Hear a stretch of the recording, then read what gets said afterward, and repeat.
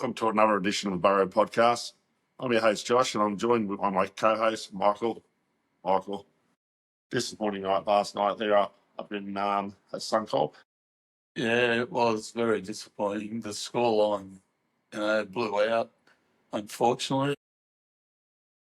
It was, once again, injuries. Very disappointing. Yeah, well, we're up here in our hotel room up in Brisbane. Last night we lost 60 points to 14. I suppose that's kind of what we were expecting against week before against Cronulla, weren't we? With all the injuries we've had. Yeah, we were, and they put in a great effort, and that probably didn't help them. Like this week either, coming off that effort last week.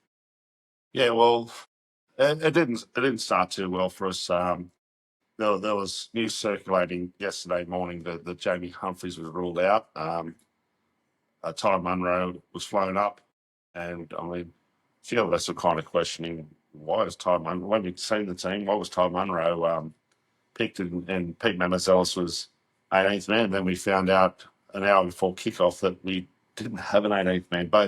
Both he and Jamie Humphries had delayed symptoms that were still showing from the concussion from the previous week. So that's a first that we couldn't even have an 18th man last night for us. Yeah, well, I think it's probably the first for the NRL.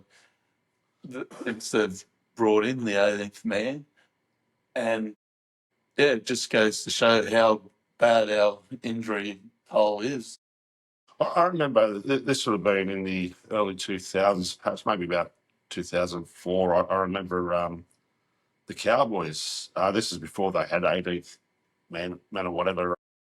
In the warm-up, they lost a player, and they didn't actually have a spare player down, so they ended up playing with 3 men on the bench for the whole game. I remember that happening, but that's the only time I can remember anything like that happening before. It was disappointing, the scoreline in the end, but the efforts were certainly there, weren't they? Yeah, they still kept trying, Like the Broncos were very good on the night, I thought, unfortunately for us. Yeah, the boys never gave up, they kept trying hard, but just outclassed. Well, it was a case like the first half. It was 18-8 at halftime. We did a South Sydney on the Broncos by scoring just before halftime. So we had tries to Bailey Bentley Harpy and also Tallis Duncan there, who scored just before halftime there. But even one of their tries, the Broncos tries, there was a knock-on miss beforehand.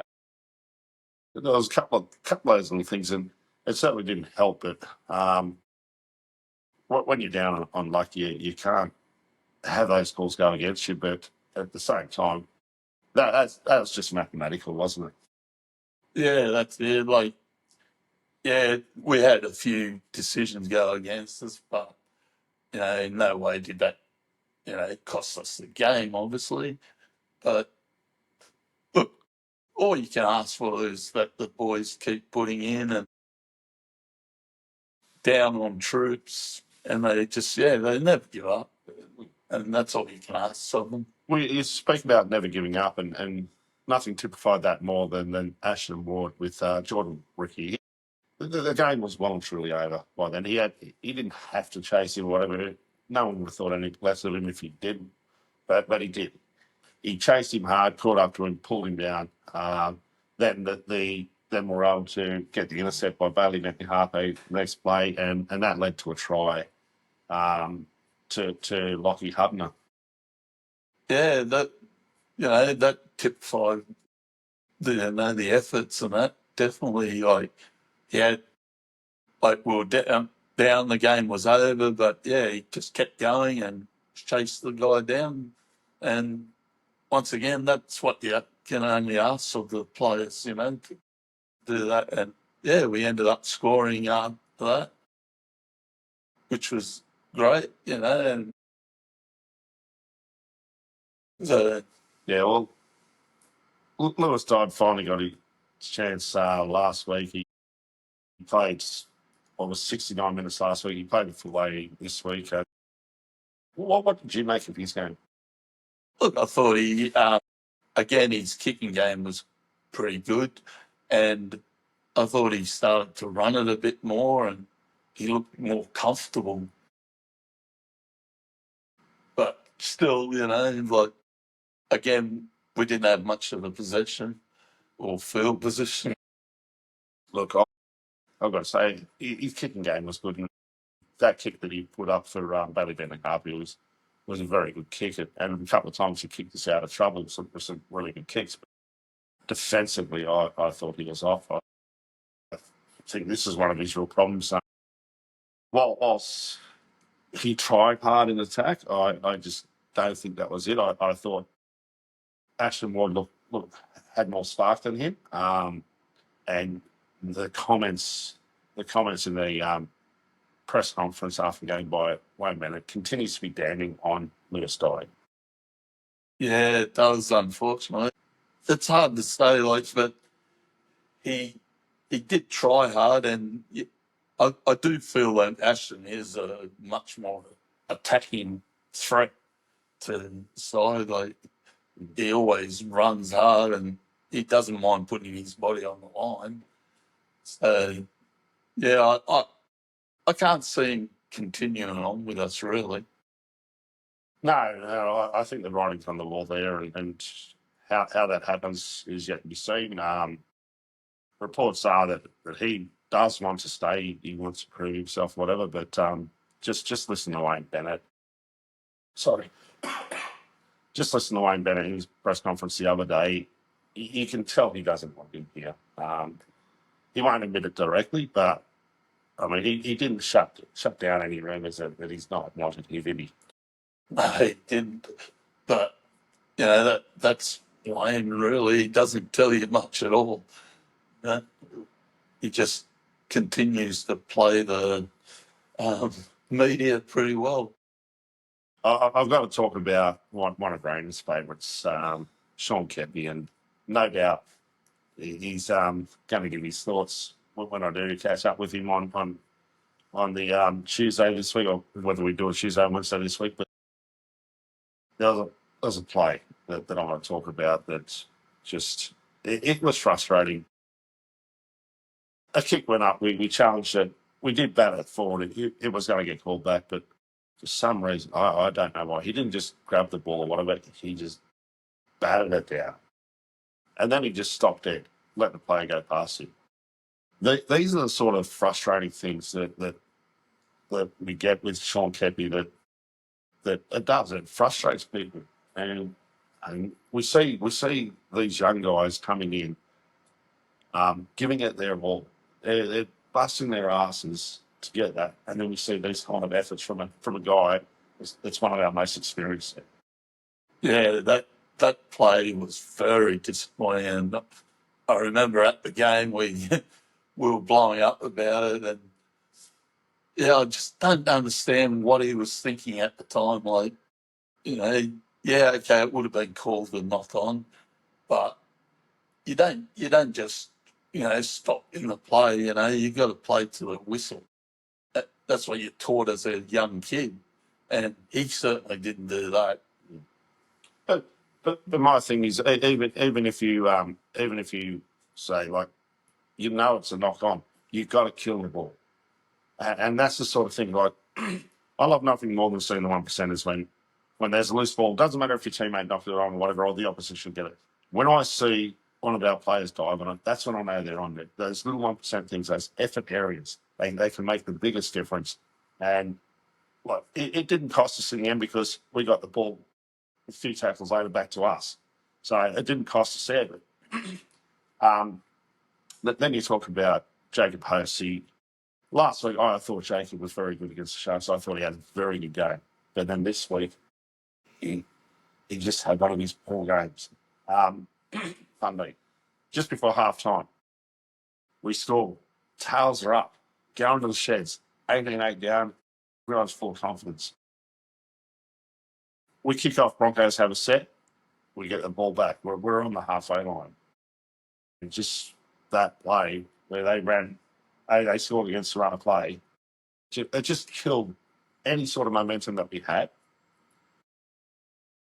And again, it's effort areas. You're going to get errors in your game. That's going to happen in a contact sport like that where the opposition come in trying to belt you. There's going to be errors. But it's how you combat those errors as well. Yeah, look, it certainly killed the momentum, and they sort of got on a roll after that too. And it's very hard to stop that momentum once they get going. They're a big side and they got a lot of pace out wide as well. So yeah, the efforts just in that regard wasn't quite up to it, but most of the time, they've been putting in a good effort. But yeah. Well, Wayne did say this is the result that he was expecting to see, for some time. That it just caught up with them, and the injuries. As we said, 10 players out last week, 10 of our best 17 out last week. Add another 2 this week because we were expecting Pete and Jamie back, but that didn't happen. But then losing Junior and then losing Jack White into suspension. And I just want to go in a bit about those suspension and kind of highlight how ridiculous the NRL is. And we've seen a guy playing for the Broncos last night. I was very vocal. He scored 2 tries against us. I was very vocal. And seeing the crowd celebrate this guy when he should not have been playing at all this year, Ezra Mann, it's ridiculous. He received 8 weeks. Jack Whiten received 4 weeks for a head clash. The NRL keeps shooting itself in the foot. How is this guy still able to play this year? Yeah, it's hard to think about it because what he did, and yet he only got 4 weeks more than what a guy who had an accidental head clash. Look, I've seen and this is the thing with Jack Whiten, whether they deemed it a shoulder charge, whatever. We say that the onus is on the defender, and we've seen that players have been suspended for that before. Whether it's worth 4 weeks or not is another thing. But that's here or there. But this guy only got 8 weeks for what he did, and the NRL keeps shooting itself in the foot. It's an insult to the family that's sitting there at home watching him play, hearing him celebrated by commentators, by the fans, and that when he scores a try or does something good on the field. It's an insult every time. Oh, absolutely. He's just lucky that it wasn't even worse than what it was. He could have killed the young lady. I just can't see how he could keep, he deliberately went into a car, unlicensed, and drugs. I was very vocal about it at the game, and I was very vocal about it at the game, and to the point that the security was almost going to kick me out. But once I mentioned that it was him, it was funny. The security guard actually turned around and he looked at me and goes, "Yeah, fair enough." We've seen with Matt Lodge coming back when he did. He copped a bit of grief, and eventually that kind of waned away. But he was out of the game for quite a while. Matt Lodge before he was allowed back in. But 8 weeks compared to 4 weeks there, you just have to laugh, don't you? If you don't, you're just gonna get angry. Yeah, you do. And another guy, like Jack DeBellin, he was out, for a long time too. I think I'm going to stop you there. Sorry, because I don't want to talk about things with that potentially could, have repercussions on what we're going to say. But yeah, I know there's a stand down policy for things, but that's a totally different thing. But yeah, I don't want to go down that path because there could be legal ramifications there. But we're we go back to the game anyway. And I want to talk about Jairo. The efforts that he put in, he didn't stop trying all night. He was out on his feet. Um, this is typifies his efforts even last year, where he was playing busted last year and continued to play to hold him off, and that was the reason why he ended up getting the Burrow Appreciation Award, or what did he call it? Oh, I can't remember exactly. Anticipation. Oh, that's right. Yeah, petition. No, Out at the John, we kind of love that you call it Anticipation Award, but we know you will take the Nicky out of it though, so it's good to know. But we really appreciate the efforts that you put in, and one of two forwards to make over 100 metres. Believe it or not, the other was Sean Kepi. But yeah, just and he had a go. The best part was he was giving it to Ezra Mam, and I think more players should really start giving it to him, put him off his game, because it's something that he has to live with. But at the same time, he does.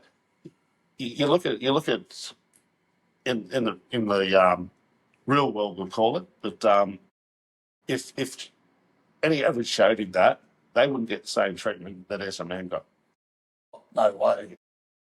But you see all the time, like, high profile people, get treated differently. Yeah, but on Jai, the efforts that he put in, and we say it all the time, he just keeps putting in every week. He's playing busted, but doesn't stop him from just putting in 110% effort every week. Yeah. Thomas Fletcher, he came on, and I caught up with his dad, Nick, after the game, and shout out to you, Nick. Very proud father he was after the game, but comes on and his first hit up, it's a knock on. It's like, okay, but I thought he didn't let anyone down. No, yeah, like pretty auspicious start to his career, being like first touch and you knock on. But yeah, he kept, going, and he made some good hits, where he put the guys under pressure, really. Yeah. Well, I mean, he played in the unfamiliar role of playing in the middle. He come on as a prop forward, where his dad was telling me he's never played there before, so he's usually plays on the edge. And I'd love to see Wayne give him another chance. Let him show what he's got, because at the moment I'd rather him than Jacob Host, and or a Sean Kepi or whatever to say. I'd love to see him give him more of a chance to put himself in the shop window. If we're not going to re-sign him. I know at the moment I don't think there's been any talk about re-signing him. But whether the South still or don't, that's a different matter. But I'd love to see what he's got. Oh, definitely. Like, the guy deserves more of a chance, and with our injury tolls, there may be no choice but to give him more time. But yeah, like, I thought he was pretty good for the time he was on there. So yeah, give him more time. Well, I was we're talking about players playing out of position, playing in the middle. Ty Munro was selected on the bench, and kind of was trying to figure out how, outside of injury, how he'd be used. I don't think I had on any thought of him playing as a prop, coming on and playing as a prop. I don't think I had that idea at all, but he did. He came on and he was playing in the middle. Yeah, no, I don't think anyone could have envisaged him coming in and playing prop. Like, this is a young guy who's an out and out back. And again, it speaks of our injuries, that we've got to put a guy like that in the middle of the park playing well and truly out of position. Yeah, well, I mean, we've talked about injuries and whatnot. Ryan Gray lasted only 9 minutes. One of the things we could have done with was his defence in the middle. We've seen it the previous week, 65 tackles in what was it, 69 minutes last week against the Sharks. So I know he's a New South Wales Cup quality player, but the efforts were there from him last week, and he didn't let anyone down. We had to have Liver come on and play extended minutes from the dummy half role. These are the sort of things that affect later in the game. And you've seen how gassed he was at the end. For that last try, he couldn't even get back. He was just jogging back, and he could have purposely made a tackle to save the try, but it just shows that this is the predicament we are in. Yeah, oh, definitely. But speaking of Ryan, like when he was out there, you could tell like he was hitting very hard. It's the reason why he got injured was because he put his body on the line. Yeah, it's unfortunate. We definitely could have done with that defence in the middle of the ruck because they started rolling over the top of us after that. Well, sadly, there was no more tries to AJ this week. Would have liked to see him get one or two to get closer to that record. I really think that's the thing that could save this season for us South fans. We sit on the bottom of the ladder. That really took a hit out of our points differential. We do play the Titans next week, so that's going to be an important game for us. But the one thing I'd like to see outside of AJ getting the record is avoiding the wooden spoon. But if we do, we do it. There's not much we can do about that. But I thought Tallis Duncan, even though he tried, I thought he was a bit off last night, and playing in the centres where he's unfamiliar with. I thought there was a few opportunities for AJ outside of him where he didn't take that. Yeah, I guess like playing out of position and that. While his defence is good, that's something that he does regularly. But being able to position players and that's something that you sort of learn over a long period of time. So I guess it's hard on the young fella, but yeah, you can't fault the guy's efforts and that he's had all year, really. Well, I think more that he wasn't looking to pass. I think that's something that he should have done. Even when he scored his try, he had an opportunity to pass to AJ, but he didn't even look to. He did well to get over and get one over Staggs, who got one over him not long before that. Yeah, it was just one of those things that I thought. And Giant Gray, I thought he's starting to show a little bit more with his ball playing. Still struggling a little bit here and there, but he's showing a little bit more. But I would have liked to seen a couple of times when AJ was out wider to do a cutout pass like Latrell would. That's where missing Latrell that AJ's suffering a bit with having a bit of a dry spell at the moment with scoring tries. Yeah, well, I think I said it last time I did, where what Latrell does, not many people can do those kind of things. It's not something that comes natural to a lot of players, but for Latrell, yeah, it's just a natural thing for him to do, and he's very good at it. And as for Tallis again, I think that's what I was talking about the passing. It doesn't come natural to him. Like, he's a forward, he runs ball up. And, yeah, it's hard for, players to... That's something that he'll need to learn, because now we've seen that he can handle the centre role. And, look, he's going to go back to the edge. We know that. And he's not going to be the full-time centre, and he's done a great job filling in while we've had this injury crisis. So what we can expect now is for him to learn a bit more on the run. We've seen it with playing edge. He's had to learn on the run there, because he was playing a lot of middle, and he got thrown in there a couple of games last year. But this year he's really made a good run of it. He's line running. He's just a great line runner. So he's going to be there next year, starting edge.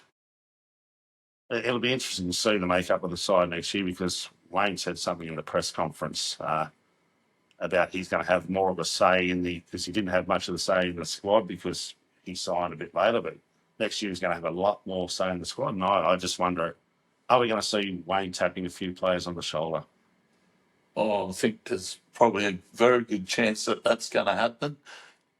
And which players, that's up to Wayne, I guess, and the recruitment people. But yeah, I think definitely that some of the players are going to be tapped and that. Well, you're not when you're talking about being tapped on the shoulder, you're not talking about guys like Saliba Harville, Jake Post, who are all off contract. These sort of guys, Shaq Mitchell, they're a few that have been reported. Josh Schuster won't be getting another contract. That was unfortunate with his mental health, and we hope he's doing well wherever he is. But those are the guys. But I'm talking about guys on contract getting tapped. Guys like Lewis Dodd. Could he possibly tap Sean Kepi? And the problem there is you tap them and you're still forced to pay a bit of their salary. It's about how much of their salary is another team willing to give, and do they want them? So it's not as easy as Supercoach, but I do think we are going to see a few players tapped. Oh, yeah, definitely, I think. And you're right, it's not as easy as just saying, sorry, you're not going to be here next year, because, as you say, they're still contracted to the club. So, the onus is on the club to find a deal for, and like you say, which club is willing to pay some of that and how much they're willing to pay. Well, that'll all come out, I guess. Well, there could be a little bit of help on its way in the next few weeks. I think he got a little bit wrong when he turned around and said Jim's the only one that won't be returning this year. David Wiley's already out for the season. I'm not sure that we will see Keon. I'm not sure we'll see him back. If we do, it'll probably be the final game. But next week, we should get Pete Manazales back. We should get Jamie Humphries back. Latrell Mitchell's a chance. Cody Walker's a chance. Brandon Smith's a chance. If not next week, the week after against Parramatta for that Indigenous game at Armhouse. So there is a bit of help on its way, which will be good if we can get them back to help avoid the wooden spoon. Cam Murray is only a couple of weeks away himself, and it was great to see him itching to get back, wanting to help these guys. So we've got help on its way, but it's what other damage has done in the meantime as well. As I've said it a few times, every time we get excited about players coming back, they either re-injure themselves or come on the field and don't last the whole game, like Cody, or we lose other players. Yeah, look, if we can get those players back and, they can stay on the field for the rest of the season, we're a good chance of avoiding that wooden spoon. Like, I feel there's at least 3 games out of the 4 left that we could win with those players on the. Yeah, true. But anyway, we do. Back up in Queensland next week. Michael and myself will be there. I'll be talking with Rayner on the podcast during the week when the teams announce, and we'll preview that game. But my partner Patricia, she'll be coming up with us as well. I think Cody said he was coming. Cody's coming. Yeah, Cody said. Also, I think CJ's going to be making the trip up. Yeah, look, more the merrier. Yeah, we had Zane came up with us. I did the interview with him last night before the game, where we're getting to know our members. That probably won't be released for a few weeks yet, but it was a good chat, and he's got his own TikTok channel, so he's quite popular on TikTok. He's built that up really well, hasn't he? He has, and yeah, look, he came up, and this is his first game at Suncorp. But, it's always a great experience coming up here and playing, attending the venue. Like it's one of, well, I think it's the best venue we play at. Yeah. Well, we talk about best venue we play at. Next week's the best venue for South fans to go to experience. It certainly is a home away from home kind of game, isn't it? Because we outnumber the Tigers fans. Yeah, we certainly have been. You know, the past decade probably. It's feels like a home game, and we've even had the coach admit one time that it was like a South home game. Well, anyway, that's about wraps it up for now. Unfortunate result. It is hurt. We know we're feeling the pain as well as you guys at home. It really is hurting this season, and right now this season can't finish soon enough. But I'd love to get on here, and hopefully next week it is. I'm chatting to Michael after the Titans game, and we're celebrating a win, because that's something that I think, not only for ourselves but the players themselves, the efforts they are putting in, they deserve to have that victory and be able to sing that victory song after the game. But for now, it's 9 in a row, 9 losses in a row. It's Wayne's worst ever losing streak. But it is what it is. These injuries are making it hard. As I've said before, the injuries are the reason why we're fighting for the wooden spoon, but they're not the reason why we're not fighting for a top 4 spot. But it is what it is. We've been through tougher times before, and we've picked ourselves off the canvas, and we'll continue to do that. We'll continue to attend games, but we do appreciate you guys watching from home. Make sure you like and subscribe. Any last thoughts, Michael? Yeah, just keep supporting the club, and we will turn it around. And just if just keep supporting. Basically, that's all I can really say. Well, I'm your host, Josh. I'm joined by Michael. Go the Rabbitohs. Go the Bunnies. South Sydney! South Sydney!